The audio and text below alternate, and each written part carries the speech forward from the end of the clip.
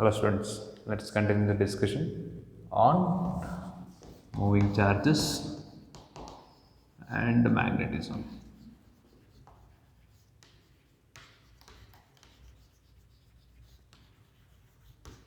So in this class, we are going to discuss uh, related to something related to currents. Okay, right. In the first place, what we already know is that a current carrying conductor can produce magnetic field around it. Right? We know that. That is the basis for all this discussion. So for whatever we did based on the Oersted experiment, that is the basis of all these things. A current carrying conductor can produce magnetic field around it. And we also know that a current carrying conductor can experience certain force. Okay, a current carrying conductor can experience certain force in the presence of external magnetic field, right? I have also shown you that a small force is applied on the current carrying conductor when we have enough strong magnetic field. So now the concept that comes in, the thought that comes in is, so a current carrying conductor can produce magnetic field. At the same time, a current carrying conductor can experience some force when we have magnetic field present in that region, right? That means if we have two current carrying conductors, then both of them can produce magnetic fields around them.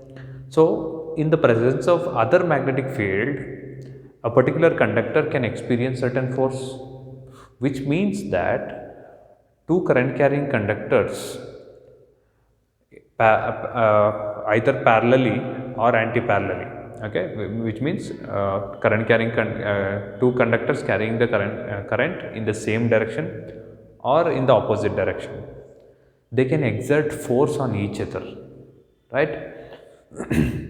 And in this session we are going to see what is the amount of force and nature of force exerted on the current carrying conductors due to the magnetic effect. Okay, so basically what we will have is two current carrying conductors, okay, say of certain length, that is not okay, we can take it of certain length or infinite length. Okay, and now these two conductors carry certain current. Let I1 be the current carrying in the first conductor, okay, and I2 be the current in the second conductor. Now due to this current carrying conductor I1, it can produce magnetic field around it, right? That is what is Oersted experiment shown. And now what is the, let the distance of separation between the conductors, okay, basically we need to mention the distance of separation. Let small d be the distance of separation between the conductors. Now this current carrying conductor can produce magnetic field at this point, this point, this point, this point, this point, this point, this point, everywhere around it, right? That's what we know. And we have also derived the expression for magnetic field produced due to a current carrying conductor. What is the expression? The expression for magnetic field is B is equal to mu naught by 4 pi into 2I by R, right? Due to a current carrying conductor, the value of magnetic field produced is B is equal to mu naught by 4 pi into 2I by R, which means this current carrying conductor, say this is the conductor A and this is conductor B. So due to the current flowing in the conductor A, we can expect certain magnetic field in the region of conductor B, isn't it? Right. Let us look into how much magnetic field is produced in the region of conductor B due to the current in conductor A. Okay, so it's force between conductors or force between current carrying conductors. What kind of force is this? Magnetic force. Okay, right. So d is the distance of separation. Now, as I say, in the region of B, okay, in the region of conductor B,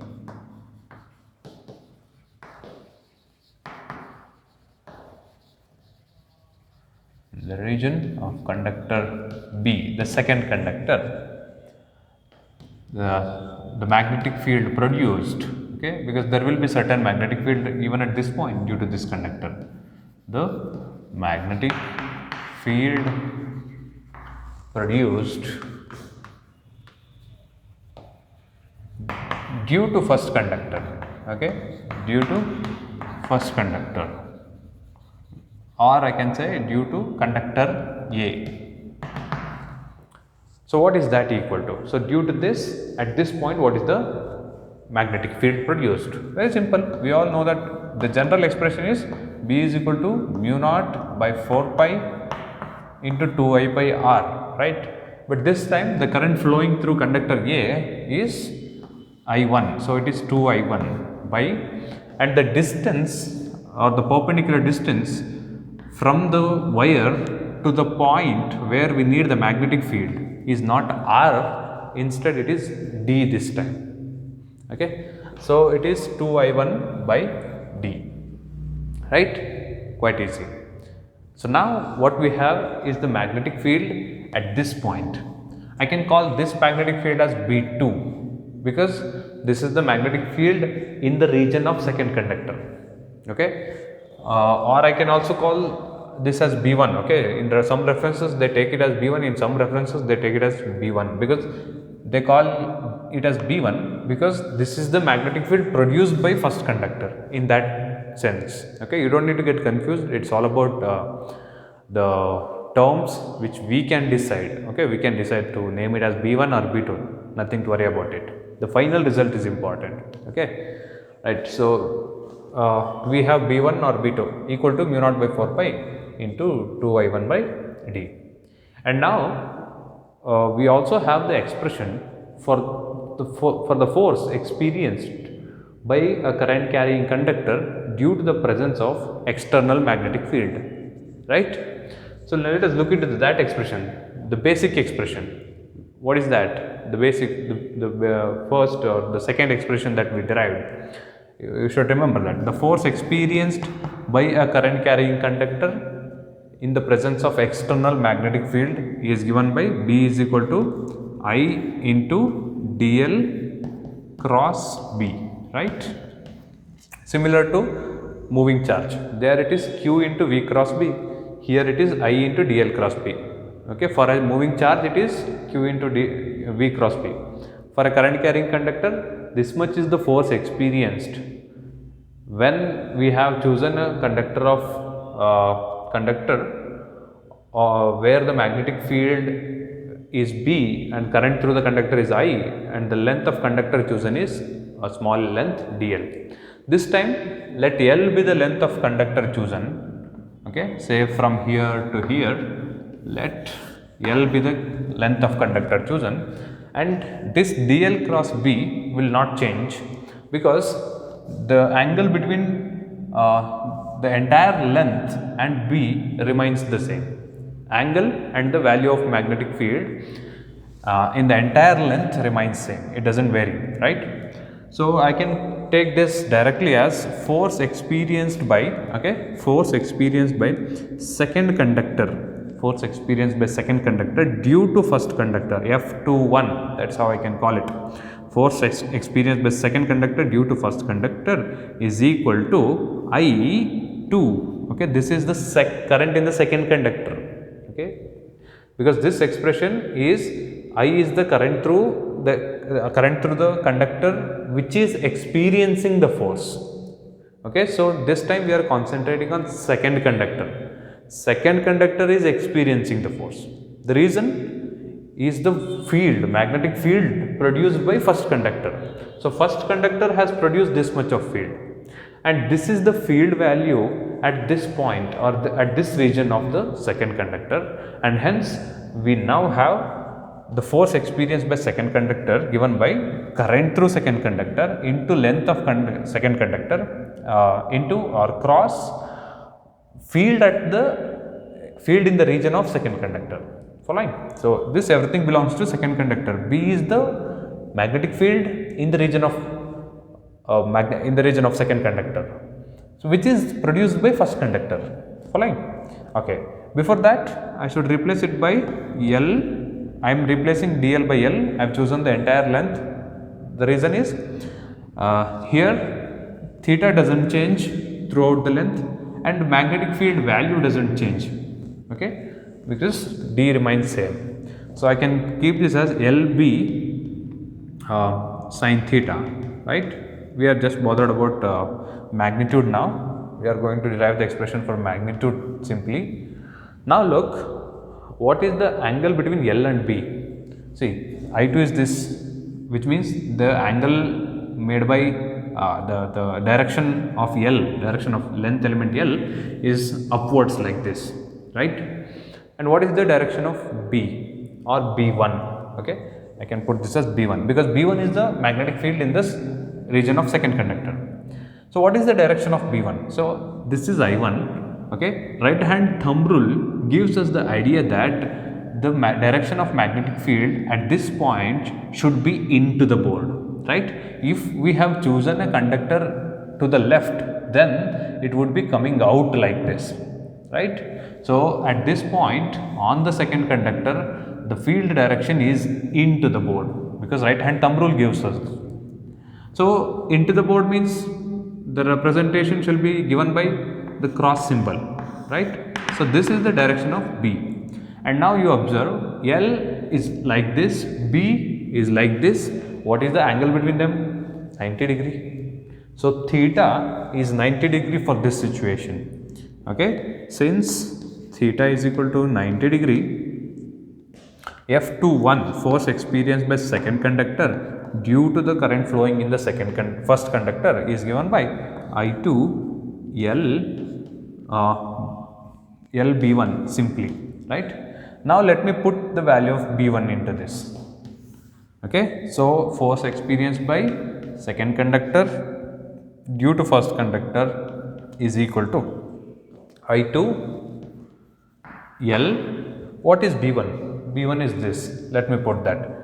B1 is mu naught by 4 pi into 2 I1 by D. So if I put them in order, okay, the expression that I get is mu naught by 4 pi, okay, mu naught by 4 pi in the beginning, 2 I1 I2, okay, 2 I1 I2 L by D, okay. This is the expression for the magnetic force experienced by second conductor due to the current flowing in the first conductor, okay. So now we have the clarity that a current carrying conductor can produce magnetic field, and that magnetic field can exert force on the other conductor, which means if we have two current carrying conductors, they can exert force on each other. Okay, that's what the conclusion is. What is the amount of force? This is the amount of force experienced by the second conductor. But this is a more specific result where L is the length of the conductor, and length of the conductor can be anything. So what we want to get is more general result. The more general result is as such.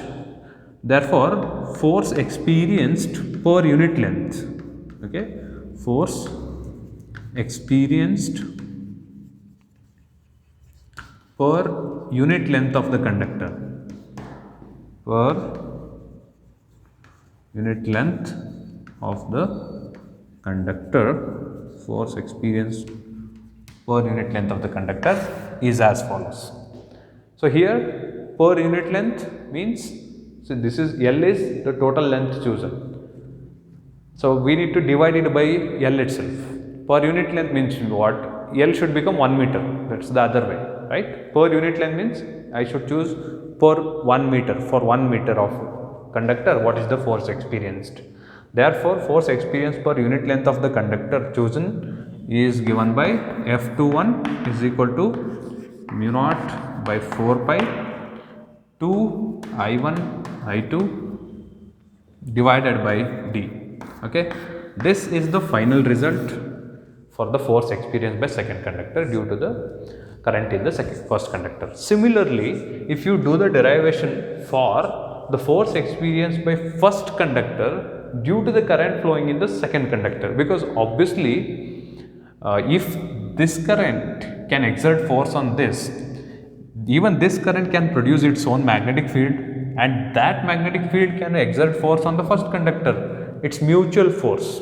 Okay, so similarly, and applying Newton's law, we can easily get it. Okay, so or you can do the same kind of derivation right from the beginning and you will get the same result. But as of the board examination is concerned, you can directly write the expression. Similarly, force experienced by first conductor due to the current in the second conductor is also given by mu naught by 4 pi, the same expression, nothing to worry. Even you can derive and prove that, that's not a problem. Mu naught by 4 pi 2 I1 I2 by D. Okay. So this is the expression for the force experienced by first conductor due to the current in the second conductor, which is equal to the force experienced by second conductor due to the current in the first conductor. Okay, they are equal. So that's about the magnitude of force. And one more important thing that comes here is, what about the direction of force? Okay, because direction of force is very important here to get to know whether the conductors attract to each other or repel with each other or any other direction. Okay, we'll get to know. It's interesting actually. So now you see what we have is force experienced by second conductor due to first conductor is equal to current in the second conductor, length element of second conductor, magnetic field at the second conductor, okay, due to the first conductor. So which you can call it as B1. Okay, in some references they take it as B2. That's fine. So now see, DL cross B1 will give us the direction of F21. Okay, DL2 cross B1, which means this is DL or L in simple terms. Okay, because DL itself is taken as L. So this is L. What is B? B is into the board.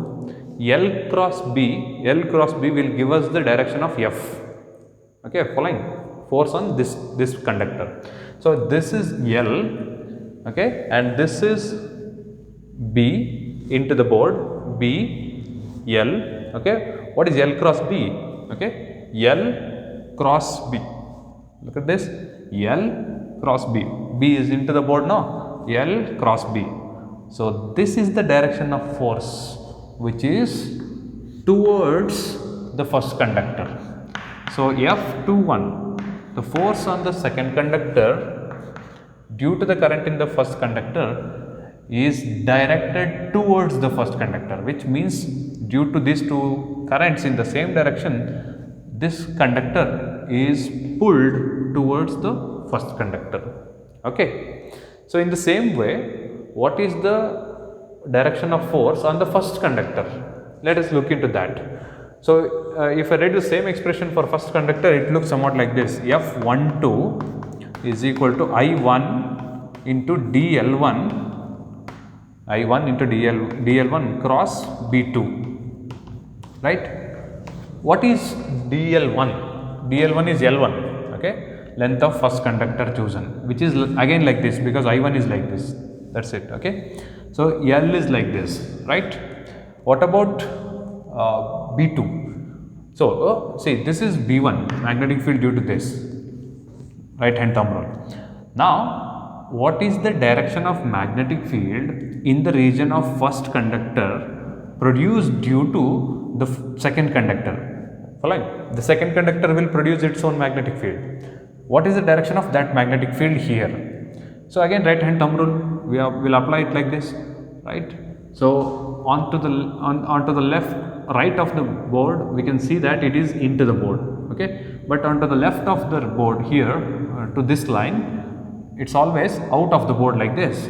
So at this point, the direction of magnetic field is out of the board. So B2 is out of the board. Magnetic field due to second conductor is out of the board like this. Following? Out of the board. And what about L1? L1 is like this. So L cross B, okay? L cross B, okay, because B is like this, B2. So what is the direction of F12 this time? Force on first conductor. Observe carefully. L, okay, L cross B. B is outside now. L cross B. So this is the direction of force on the first conductor due to the current in the second conductor. So the direction of force would be towards the second conductor. Now these two forces are mutual forces. They do not exist independently, which means that when you have two currents flowing in the same direction kept parallelly like this, those two current carrying conductors will attract towards each other, isn't it? This second conductor is pulled like this towards the first conductor, and the first conductor is pulled like this towards the second conductor. So they are pulling each other towards each other, right, like this. So now we can conclude, as of the direction is considered, that if we have two currents flowing in the same direction, the force between them is attractive. So here I can call, since the currents are in the same direction, I will call them as like currents, like currents. So okay, it's not like charges, okay, like charges repel, okay, here like currents, okay, that's exactly opposite to charges. So like currents attract each other, isn't it? That's what we are saying now, attract each other. This is very important point, because these two are like currents and they are attracting each other. Now let me reverse the direction of one current and check for the nature of force or the direction of force. Keep one thing in mind, even if I change the direction of either of these two currents, the magnitude of force is going to remain the same. The same amount of force can be seen, okay, even when I change the direction of any one of these two, the magnitude of force will remain the same, but the direction will change. Okay, we'll now see how does the direction of force change when I reverse the current. Let me reverse current I1. Okay, you can check it even by reversing I2 also. I'll reverse I1 this time. Okay, I'll make the current direction opposite to I2. Okay, this is a special case. It should be redrawn and considered. Okay, you should draw the diagram again and consider. Okay, till here it was same direction. Now I have considered somewhat like opposite. Okay, following? Right. Even now the amount of force is same, the magnitude of force is same, but the direction will work now. So due to this I1, what is the direction of magnetic field here? Okay, observe. So this is I1. So the magnetic field direction in the region of I2, the second conductor is out of the board, right? I1 like this. So that's why out of the board. Here into the board, out of the board. So this is what is B1, and this is DL, okay, DL, following, or L, right? I2 is like this, L cross B, L cross B. So the direction of force is outwards. So F21 is outwards. Let me check for F12. So since the direction of current is upwards, the direction of magnetic field would be here, it would be out of the board again, right? Following, like this now. So it's again out of the board. So at this point, the magnetic field due to the second conductor's current is out of the board, but L or L1 is like this, downwards. So now what you have is L, okay, L, B1 is like this, B is like this, L cross B, L cross B, the direction of force given by thumb's direction is like this. Okay, once again L cross B, like this. Like, let me show it again. L cross B. Okay, L cross B. So this is the direction of F12, right? Look at them, they are repelling each other, isn't it? This conductor is pushing that conductor outwards and that conductor is pushing this conductor outwards. So what we have here is, unlike currents repel each other.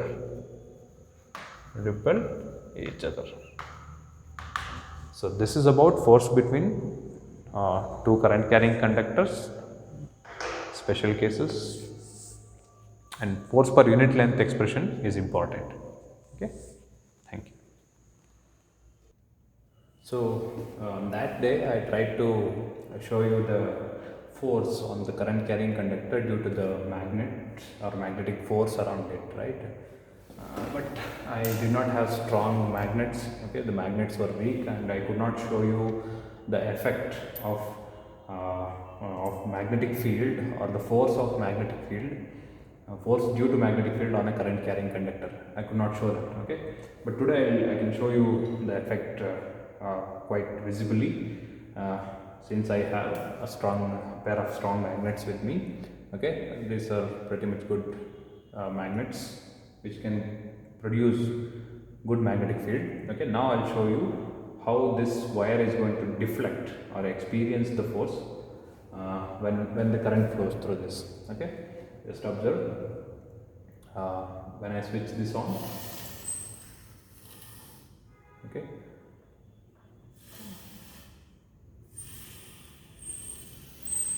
right, when I switch this on, you observe this. Okay, when I hold this, the wire will experience the force and will deflect. When I do not hold this here, the wire will not experience any force and will not deflect or attract or move. Okay, first you observe in the absence of magnetic field. Can you observe any deflection? No, right? Now, no, right? So now I have magnets held close to the wire. Okay, now observe. Can you see the deflection? Okay, let me hold it here like this, Observe carefully. 3, 2, 1. Okay, here it is not that. Here again. Okay, 3, 2. Can you see that? Yeah, I hope you can easily see the deflection happening. Why is this deflection happening? Because the magnetic field produced by these magnets can exert force on this current carrying conductor. That is why it deflects, right? But the expression that we derived now requires two current carrying conductors kept close to each other, and they will also exert force on each other like this. But the problem with that is I need huge currents, because the small current that we have is not enough to observe the force between two currents, because the current that we produce is very small. That's not enough for us. So that experiment is difficult. But you can observe that this current carrying conductor will experience certain force when we have the magnetic field, external magnetic field. Okay, thank you.